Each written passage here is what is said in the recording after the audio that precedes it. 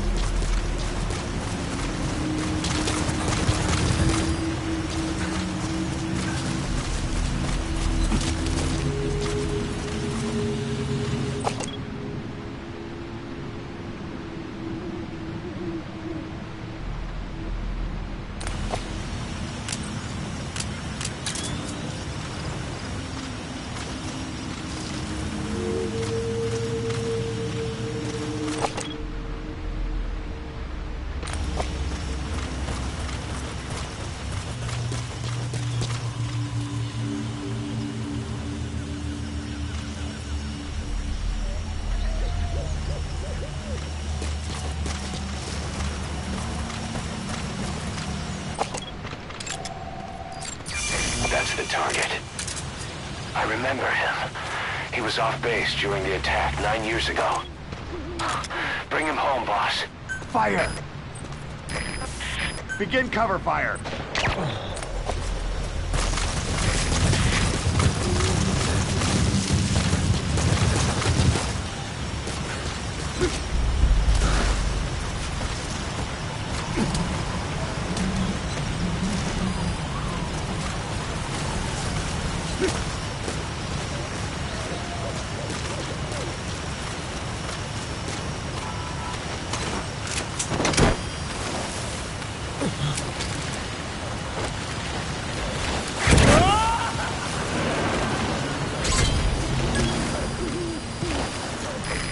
Extract him.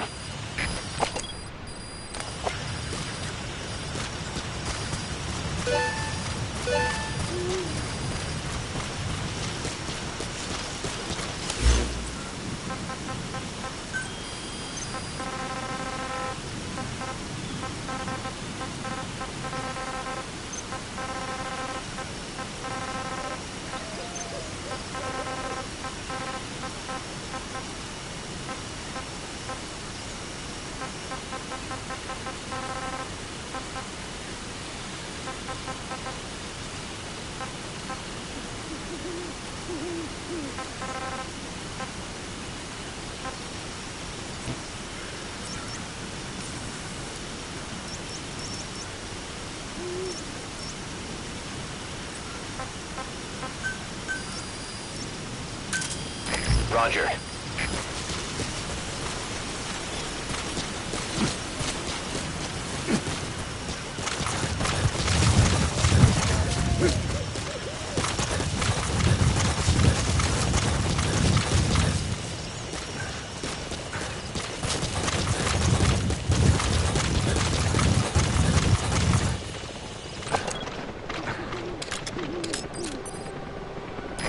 This is Pequod.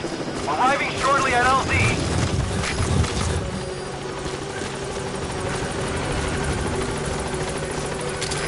This is Pequod. Have arrived at LZ. Will stand by.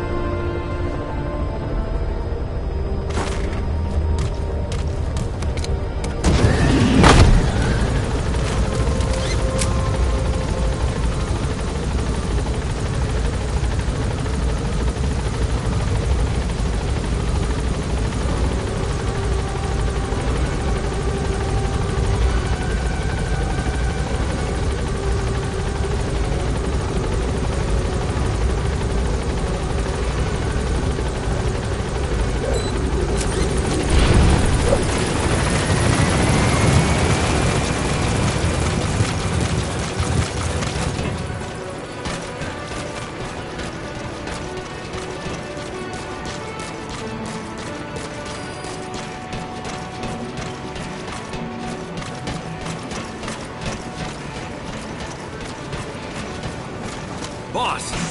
Welcome home.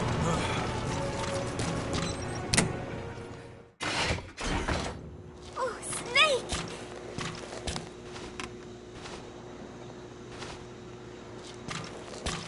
What is it, Snake?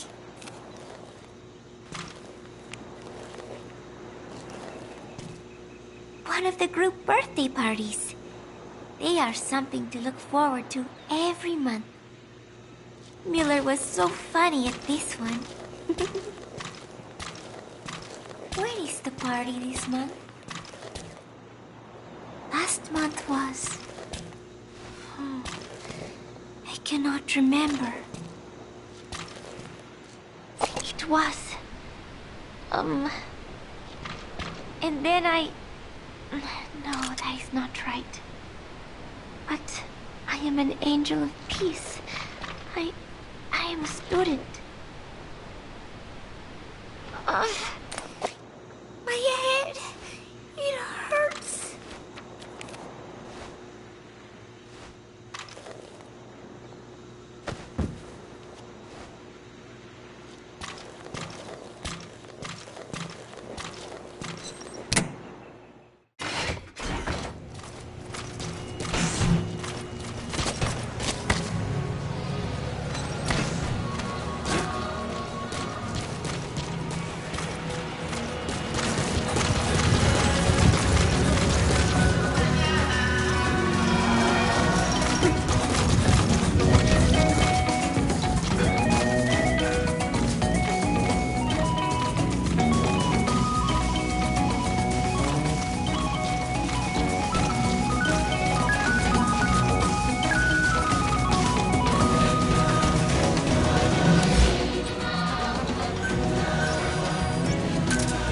Roger.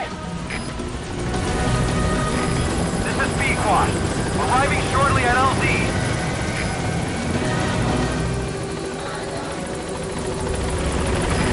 This is Pequod.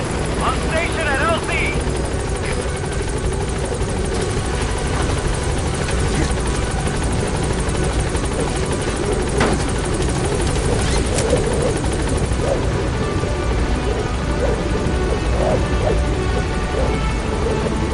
Gaining altitude.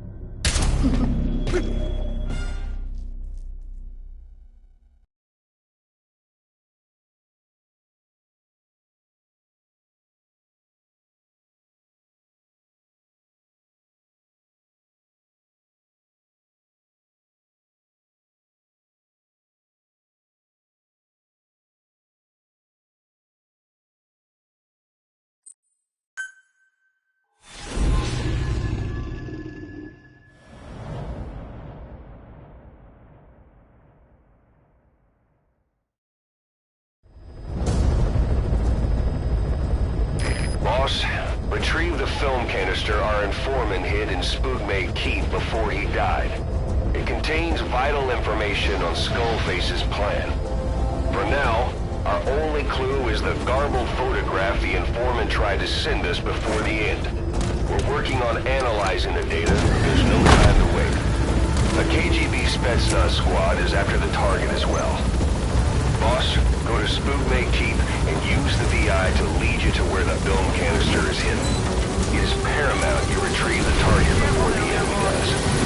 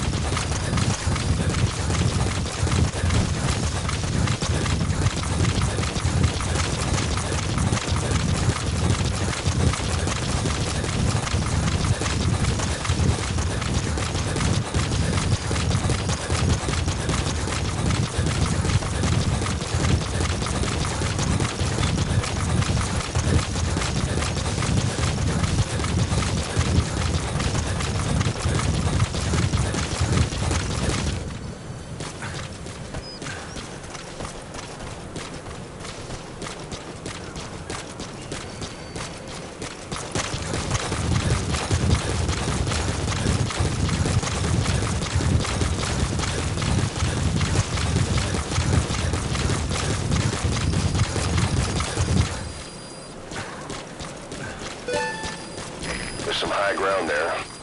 Just what you need for recon.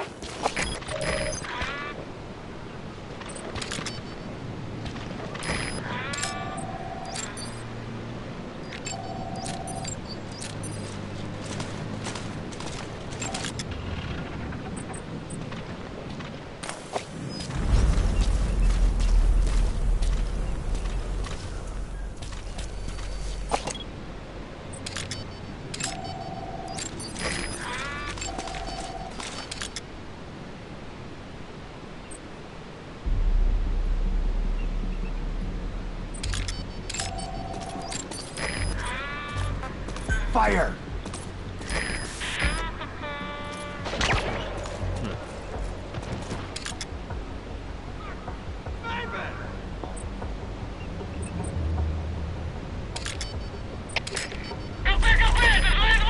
Fire! Это КП, понял! Найти вражеского снайпера и снять его! Конец связи! Fire!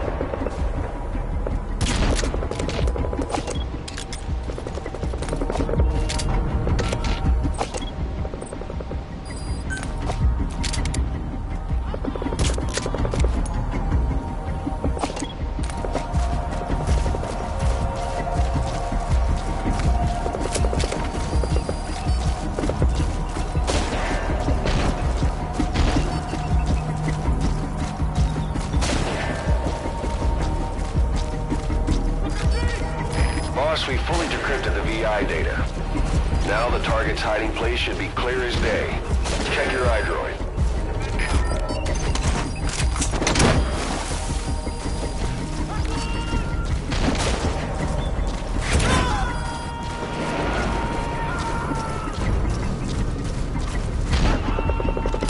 Subject on board.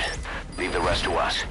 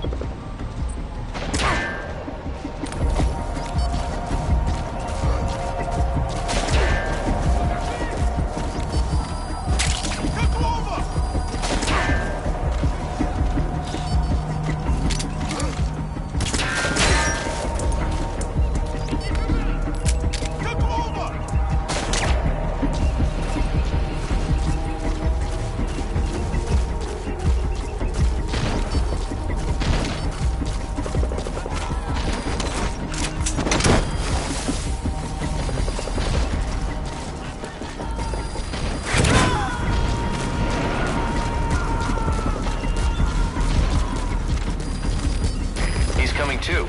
Roger that.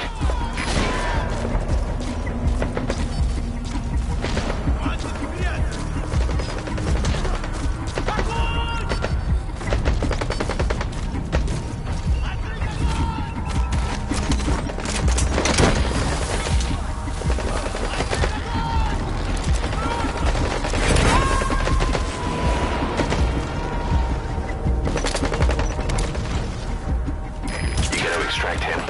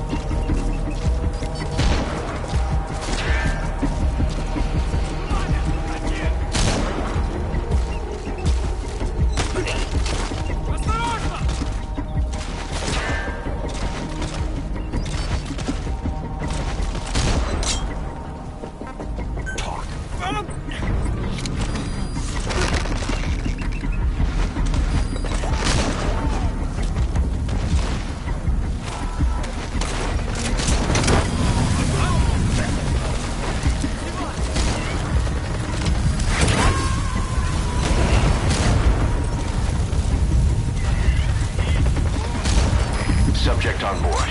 Leave the rest to us. A prisoner. You gonna help him?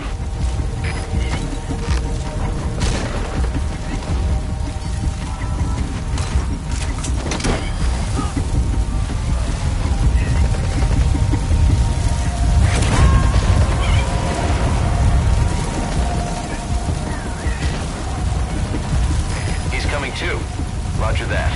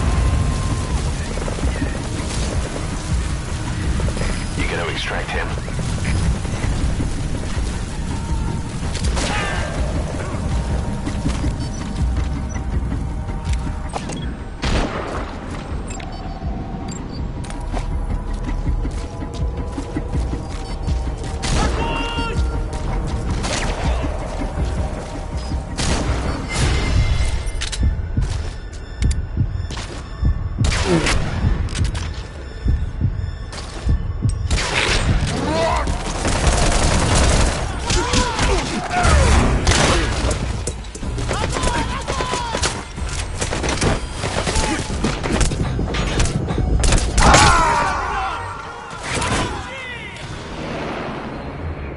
quit kidding around. Snake?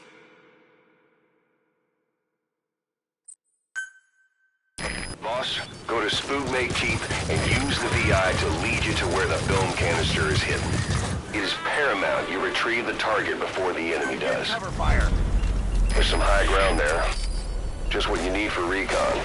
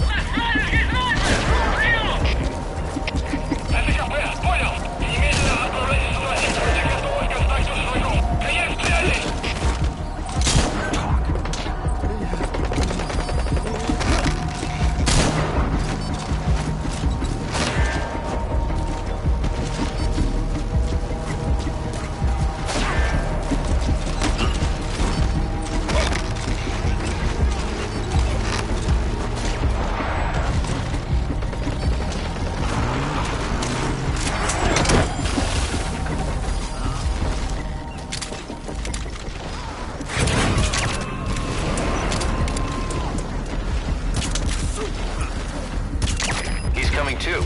Roger that.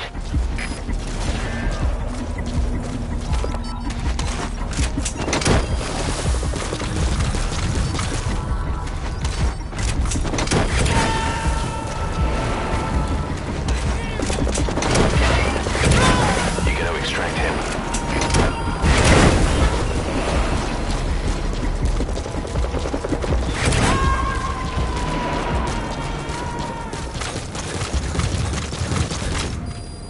Subject on board. Leave the rest to us.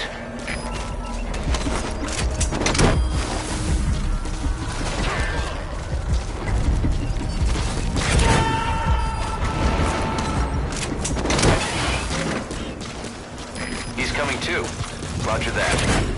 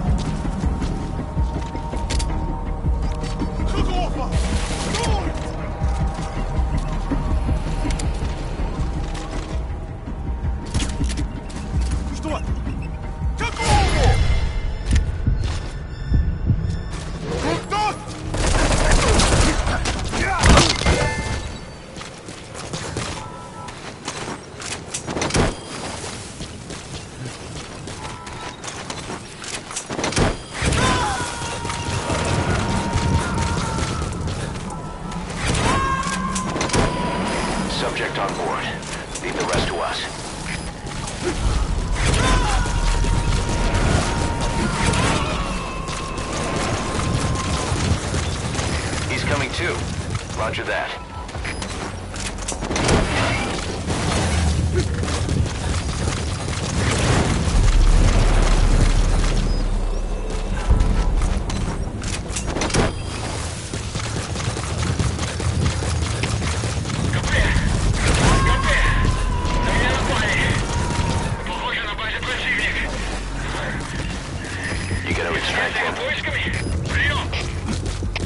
Boss, we fully decrypted the VI data. Now the target's hiding place should be clear as day. Check your iDroid.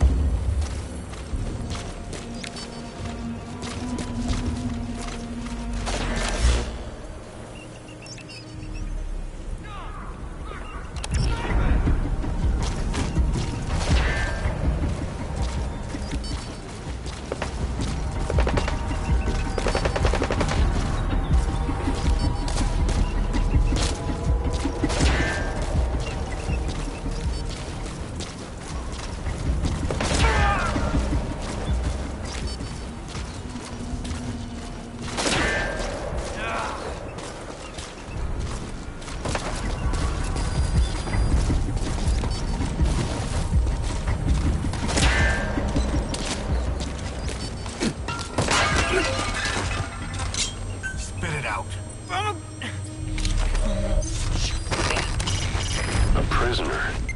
You gonna help him?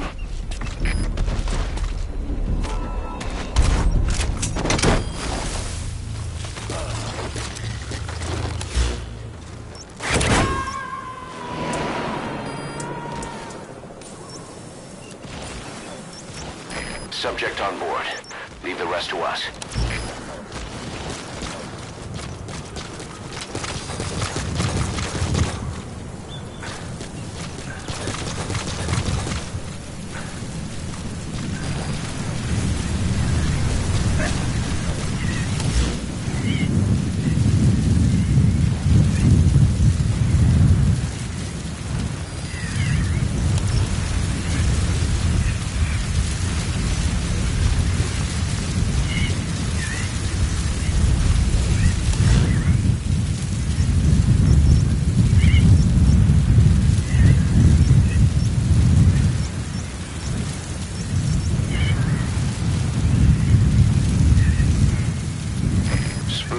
Keep.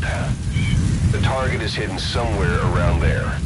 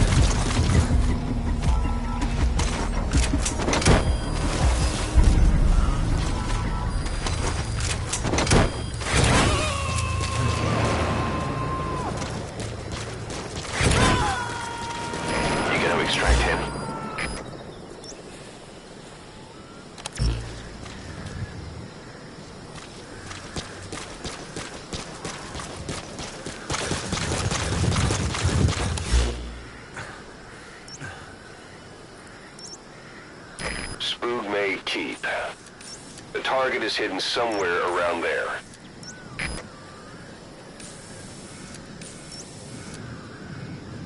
Spoog May Keep.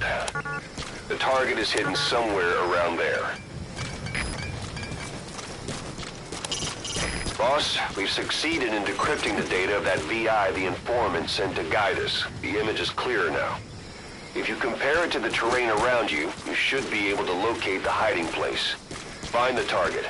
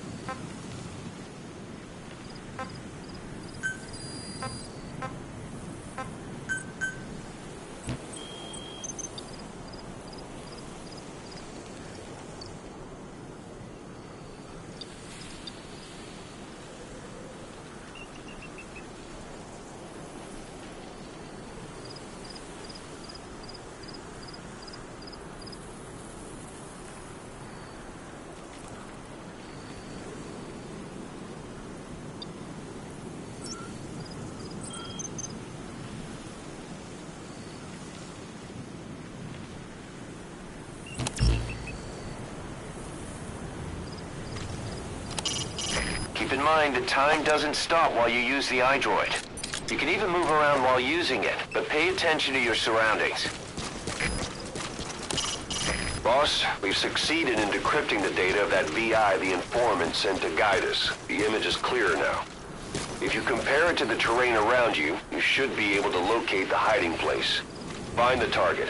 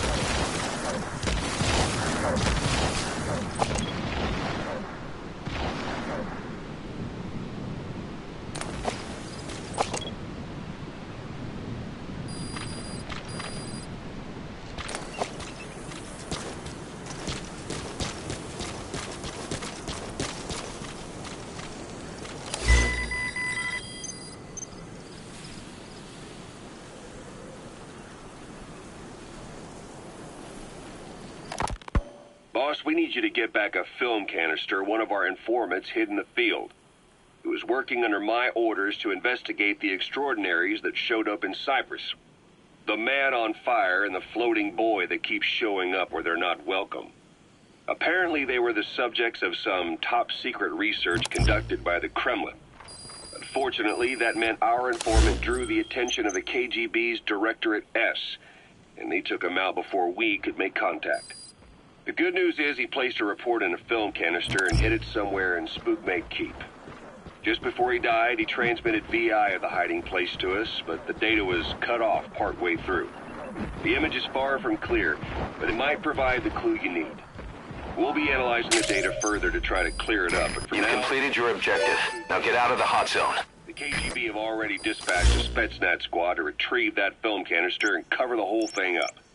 Boss, there's no time to waste. Head to Spookmate Keep and use the VI as a clue to find and retrieve that target. Why was Sahelanthropus moving? How are the man on fire and that kid connected to Skullface's plan? If we can just get that report, we can blow it all wide open. Then we can shake off the last remnants of Skullface and the phantoms he left behind.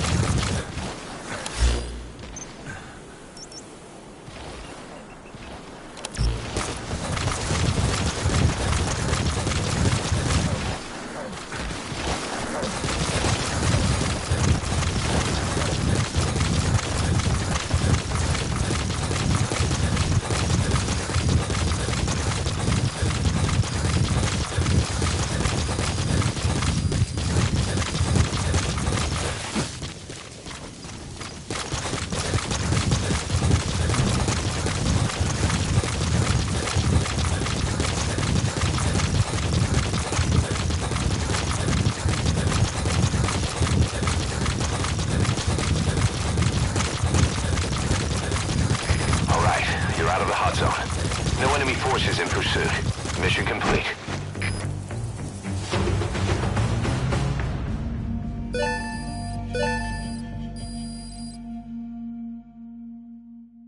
Mission complete. Whew. At least you made it out in one piece.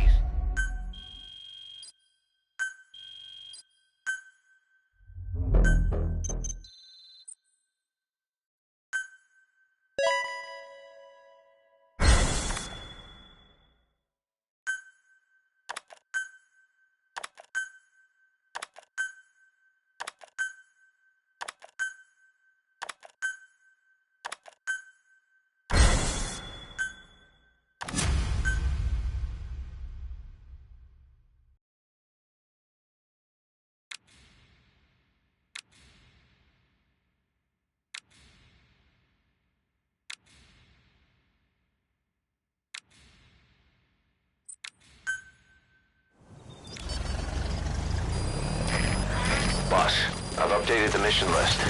We've received a new job offer. The details are on your iDroid.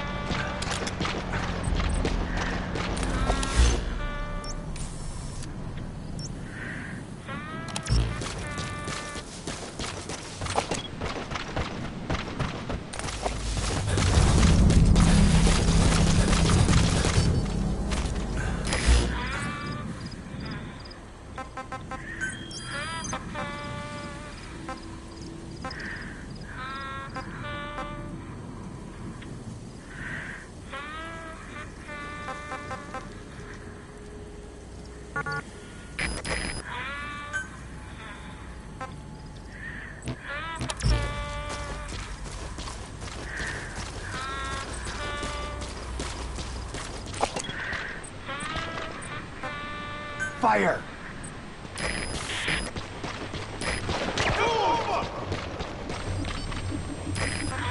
Fire! Fire at will!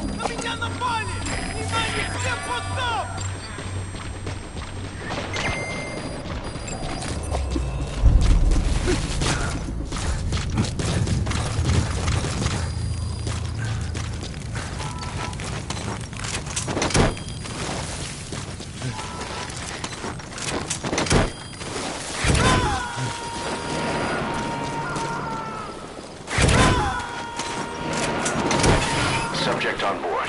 Leave the rest to us.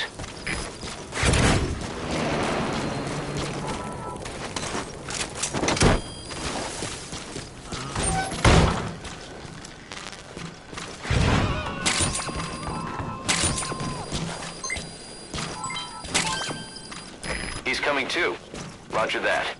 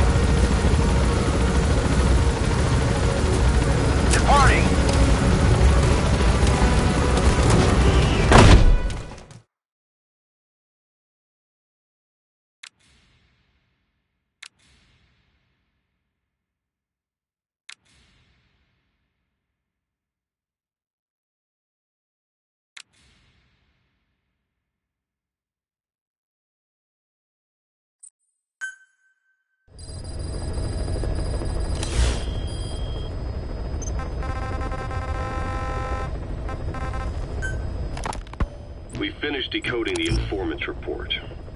That floating kid we've run into a few times now. Looks like he was a test subject in clinical experiments. The Soviets called him the Third Boy. The Third Boy was brought to a lab on the outskirts of Moscow from Czechoslovakia, after which he was due to be sent to a research center in Leningrad, then Siberia, and finally an academic town in Novosibirsk. It doesn't appear that the researchers witnessed the talents we've seen from him, but nevertheless he was quite the popular subject. His latent cognitive abilities suddenly awoke en route to Moscow. According to the report, the Third Boy was easily influenced by other individuals' biofields. Evil thoughts, in particular. They affected his mind like a virus. Extreme anger or resentment, motives for revenge, in other words. Now, during the transport flight to Moscow, the boy was exposed to a powerful mental energy field coming from a certain individual.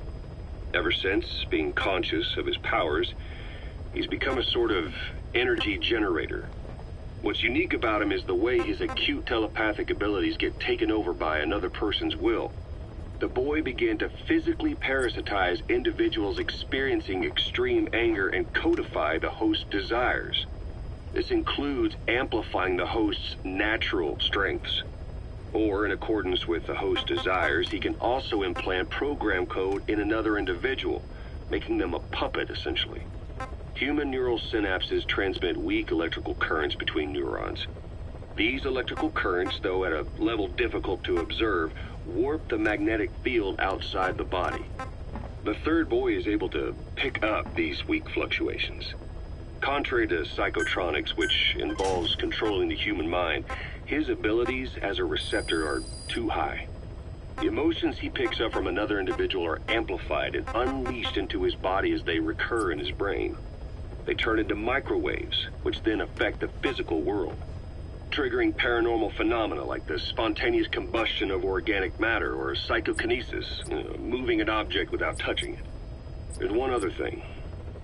While he's parasitizing a host, the boy's ego gets shut away, allowing the will of the host to take control of his powers, like some annoying static drowning out your own voice.